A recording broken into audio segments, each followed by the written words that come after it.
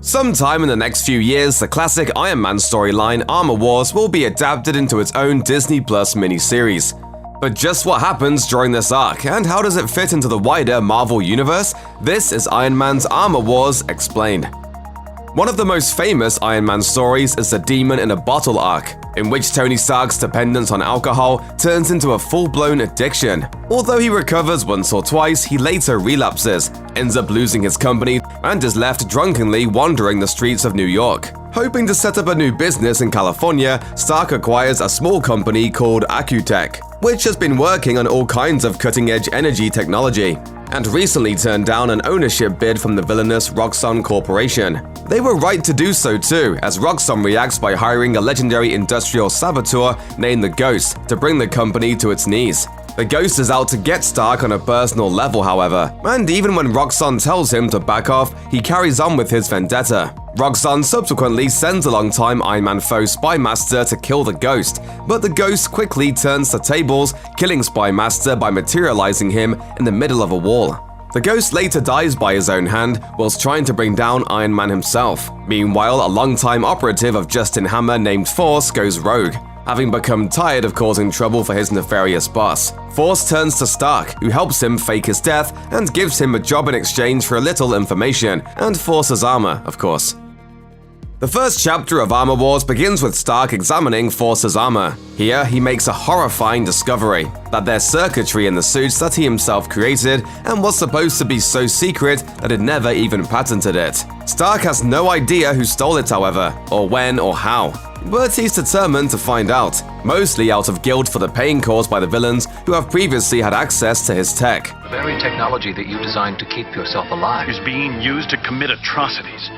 Endless opportunities for terrorist misery because of what I built. Stark initially deduces that it was Justin Hammer who stole his tech. He turns to his colleague Abe Zimmer to help him hack into Hammer's database, but Zimmer needs an inside man to help. So Stark goes to his old electronics whiz friend and employee Scott Lang, who just moved to California. Unbeknownst to Stark, Lang is also Ant-Man, and so he helps Zimmer get what he needs: a computer file containing a list of everyone who has benefited from Stark's stolen technology.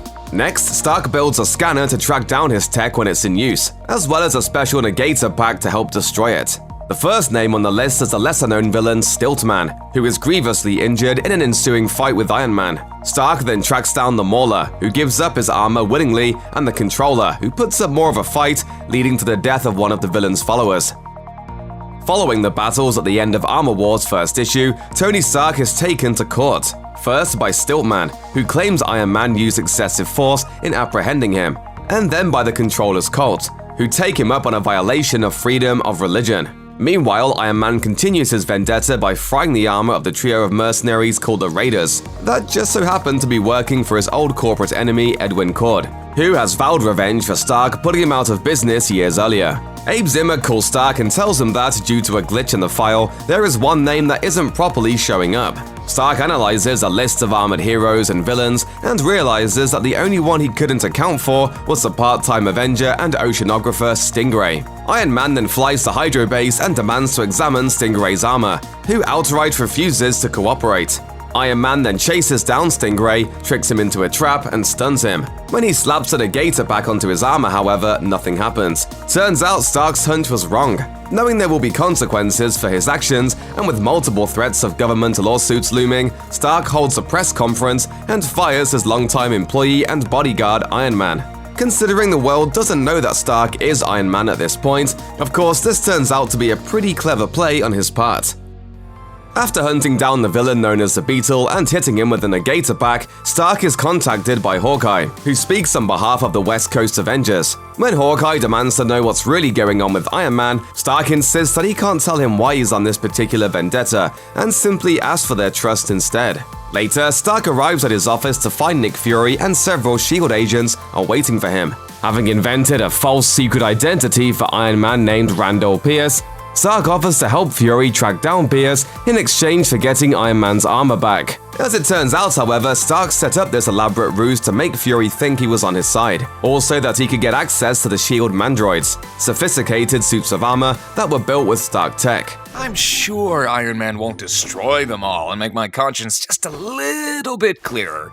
Obviously, Stark doesn't enjoy the idea of deceiving his allies in the government, but by this point, he's convinced that they too must be stopped. Stark tricks Fury into sending the Mandroids to capture Iron Man, and then sets some Negator Pack traps that successfully knock out 2 of them.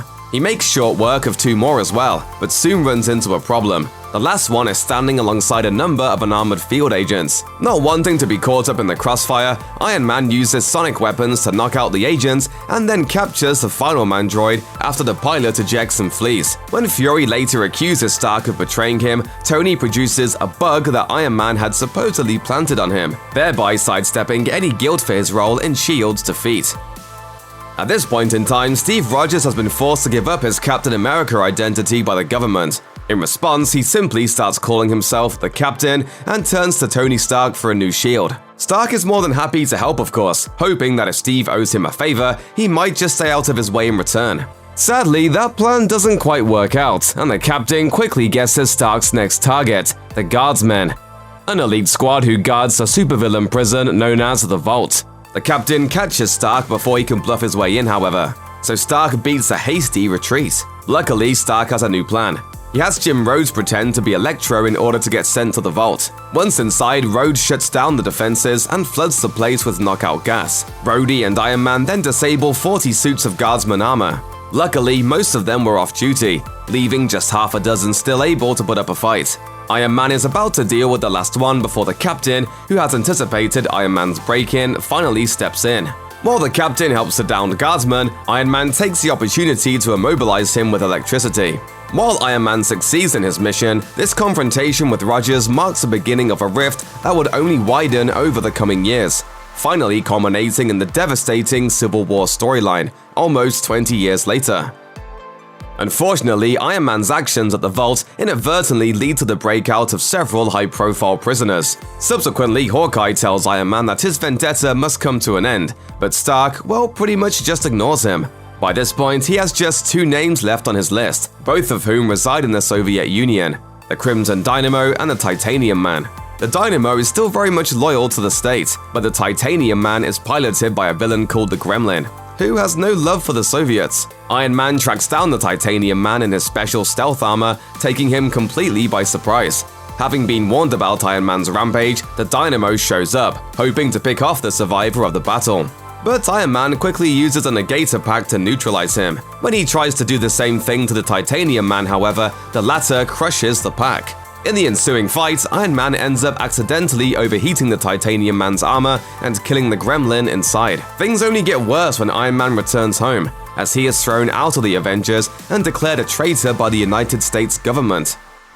Meanwhile, Edwin Cord uses stolen Stark technology to develop a new suit of highly weaponized armor that he calls Firepower, piloted by a psychopathic villain named Jack Taggart. Cord subsequently hires out Firepower services to Senator Boynton, who hopes to use the suit as a deterrent for any superheroes who spiral out of control. To set an example, Cord and Boynton decide to use Firepower to kill Iron Man. While this is taking place, Abe Zimmer concocts a way to solve Stark's tech problem. He develops a tapeworm virus that will destroy every last trace of his armor technology, and then replicates itself into perpetuity.